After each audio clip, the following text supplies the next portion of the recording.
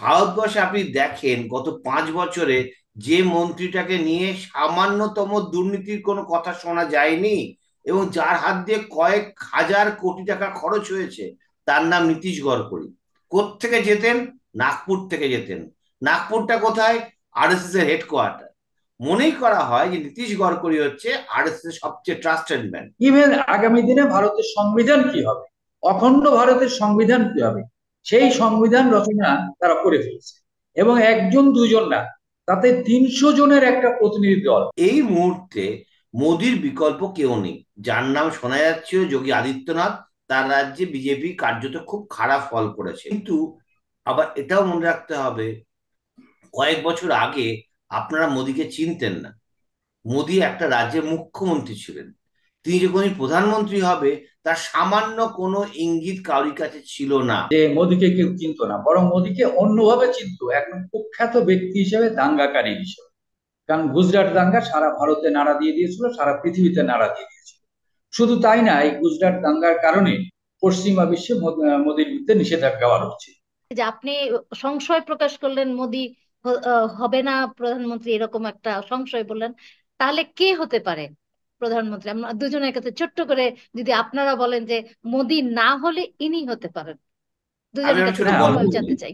আমি একটা অবশ্যই। ছোট গল্প বলি, আর এক গল্প বলে ভালো লাগে। বিজেপির মধ্যে একটা বড় প্রচার ছিল নীতিশ গডকরি, যাকে মনে করা হতো যার কোনো শত্রু নেই, মানে শত্রু আছে, রাজনীতি শত্রু আছে, কিন্তু তার কাজ নিয়ে কেউ কিছু বলতে পারে না। ভারতবর্ষে আপনি দেখেন গত 5 বছরে যে মন্ত্রীটাকে নিয়ে সামান্যতম দুর্নীতির কোনো কথা শোনা যায়নি এবং যার হাত দিয়ে কয়েক হাজার কোটি টাকা খরচ হয়েছে, তার নাম নীতিশ গডকরি। কোত্থেকে যেতেন? নাগপুর থেকে যেতেন। নাগপুরটা কোথায়? আরএসএস এর হেডকোয়ার্টার। মনেই করা হয় যে নীতিশ গডকরি হচ্ছে আরএসএস এর সবচেয়ে ট্রাস্টেড ম্যান। বিজেপির সভাপতি ছিলেন দীর্ঘদিন, এবং তাকে একটা উপমুখ্যমন্ত্রী করার দাবি দীর্ঘদিন হয়েছিল, উঠেছিল। কিন্তু লালকৃষ্ণ আদবানি শিক্ষা রয়েছে বিজেপি, ফলে তাকে উপমুখ্যমন্ত্রী করা হয়নি। রাজনাথ সিংকে উপমুখ্যমন্ত্রী উপপ্রধানমন্ত্রী করার কথা উঠেছিল, সেটাও অ্যাকসেপ্টেড হয়নি। একটা কালকে যখন মিটিং হচ্ছে জেপি নাড্ডা বাড়িতে, সেখানে উপস্থিত রাজনাথ সিংহ, অমিত শাহ, মোদি যাননি। মোদি গেছেন হেডকোয়ার্টারে একদম ফাইনাল সেলিব্রেশনে। ফলে এই মুহূর্তে মোদির বিকল্প কেউ নেই। যার নাম শোনা যাচ্ছিল যোগী আদিত্যনাথ। তার রাজ্যে বিজেপি কার্যত খুব খারাপ ফল করেছে। অযোধ্যায় রাম মন্দিরে রাম বসেছেন, মূর্তি বসেছে, কিন্তু বিজেপি হেরেছে। এবং শুধু রাইট। তাই না, মানে ফৈজাবাদে হেরেছে আর কি বিজেপি। ফলে সব মিলিয়ে মোদি ছাড়া এই মুহূর্তে বিজেপির হাতে কোনো অপশন নেই, গ্রহণযোগ্য নেতা নেই। কিন্তু আবার এটাও মনে রাখতে হবে, কয়েক বছর আগে আপনারা মোদিকে চিনতেন না। মোদি একটা রাজ্যের মুখ্যমন্ত্রী ছিলেন।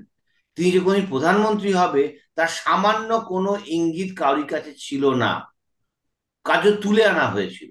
ফলে আরএসএস কি চাল দেবে কেউ জানে না। ফলে এইটা একটা রহস্য আছেই। মাও ভাই, আপনার কাছে যাচ্ছি, হ্যাঁ, আপনার কি মনে আমিও হয়? আমিও একমত। আমিও একমত যে মোদিকে কেউ চিনতো না, বরং মোদিকে অন্যভাবে চিনতো, একজন কুখ্যাত ব্যক্তি হিসেবে, দাঙ্গাকারী হিসেবে। কারণ গুজরাট দাঙ্গা সারা ভারতে নাড়া দিয়ে দিয়েছিল, সারা পৃথিবীতে নাড়া দিয়ে দিয়েছিল। শুধু তাই না, এই গুজরাট দাঙ্গার কারণে পশ্চিমা বিশ্বে মোদির বিরুদ্ধে নিষেধাজ্ঞা আরোপ ছিল। কাজেই কে কখন কোত্থেকে নিয়ে আসবে, এটা আরএসএস এর সিদ্ধান্ত নেবে। যেমন দেখলাম আমরা জোট সরকারের সময় দেবেগৌড়াকে তারা নিয়ে আসলো প্রধানমন্ত্রী। দেবেগৌড়া কিন্তু ওইভাবে তার রাজ্যে সে ছিল, চিফ মিনিস্টার ছিল রাজ্যে। মুখ্যমন্ত্রী ছিলেন, হ্যাঁ। হ্যাঁ, কিন্তু ভারত, সারা ভারতব্যাপী তার কিন্তু কোনো পরিচিতি ছিল না। পরিচিতি ছিল। তো কাজে এটা কোনো বিষয় না, আমার মনে হয় আরএসএস মানে তারাই সিদ্ধান্ত নেবে। এবং আমি মনে করি আরএসএস এর তো সবচেয়ে বড় কথা কি, যে অন্যান্য ধর্মীয় প্রতিষ্ঠানের সাথে আরএসএস এর একটা বড় পার্থক্য আছে। যেমন আমাদের দেশে ধর্মীয় প্রতিষ্ঠান দেখি, আমাদের দেশে তথাকথিত ধর্মীয় স্কলার দেখি, কিন্তু আমাদের দেশের ধর্মীয় স্কলাররা মূর্খ। কয়েকটা বই মুখস্থ করে তারা স্কলার নাম দিয়ে দেয়। কিন্তু যারা আরএসএস চালাচ্ছে নাগপুরে বসে, তারা কিন্তু রিয়েলি স্কলার। তারা কিন্তু পৃথিবীর বিখ্যাত বিখ্যাত বিশ্ববিদ্যালয় থেকে তারা মানে মানে অর্থশাস্ত্র থেকে শুরু করে বিভিন্ন বিষয়ে তারা কিন্তু মানে দারুণ পড়াশোনা করে ওই বিজ্ঞ লোকগুলো তারা আরএসএস এর নাক করে বসে আছে। তারা কিন্তু নানান গবেষণা করছে। ইভেন আগামী দিনে ভারতের সংবিধান কি হবে, অখণ্ড ভারতের সংবিধান কি হবে, সেই সংবিধান রচনা তারা করে ফেলছে, এবং একজন দুজন না, তাতে 300 জনের একটা প্রতিনিধি দল, তার মধ্যে সব হলো মানে সব ওই যে হার্ভার্ড টার্ভার্ডের মানে স্কলারদের নিয়ে করেছে। তো কাজেই এই স্কলাররা নিশ্চয়ই সিদ্ধান্ত নেবে তাদের মতো করে। আমি মনে করি না এইটা কোনো সংকট, মোদি গেলে মানে এরপরে কে আসবে।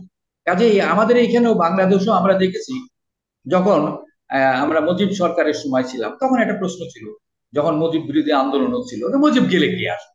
আবার একই সময় আমরা দেখেছি যে খালেদা জিয়া গেলে কে আসবে, কে দেশ চালাতে পারে। আবার এখন শেখ হাসিনার সময় অনেকেই বলে, আরে শেখ হাসিনা যেভাবে চালাচ্ছে, যে উন্নয়ন ইত্যাদি ইত্যাদি, এরপরে কে আসবে, দেশে তো কোনো নেত্রী নাই, নেতা নাই। তো এটা কোনো বিষয় না, এটা আরএসএস ঠিক করে রেখেছে। আমার মনে হয় এটা ঠিক করার বিষয় না, আরএসএস আজ থেকে আরো 10 বছর আগে ঠিক করে রেখেছে। এই আর কি। হুম। যাই হোক, আপনাদের দুজনকেই অনেক ধন্যবাদ। তবে ইলেকশনে আমার যেটা মনে হচ্ছে যে আহ, বিরোধীদের উপস্থিতি এবার অনেক, এবং 200-র বেশি। তো সেই ক্ষেত্রে অর্ধেক সংসদীয় যে স্থায়ী কমিটির চেয়ারম্যান গুলো কিন্তু আসলে বিরোধীরাই পাবেন আমার কাছে মনে হচ্ছে, এবং ডেপুটি স্পিকারের পদটাও এই বিরোধীরাই পাবে। এবং সবচেয়ে যেটা গত দুই ইয়াতে সংসদে দেয়া হয়নি, যেটা যেটা হলো যে বিরোধী নেতার পদ এবার কিন্তু কংগ্রেস পাচ্ছে, এবং বিপুল ভাবেই পাচ্ছে, যেটা কিনা মোদী সরকারের জন্য আসলে অনেক দুঃখজনক হবে বলে আমার মনে হচ্ছে।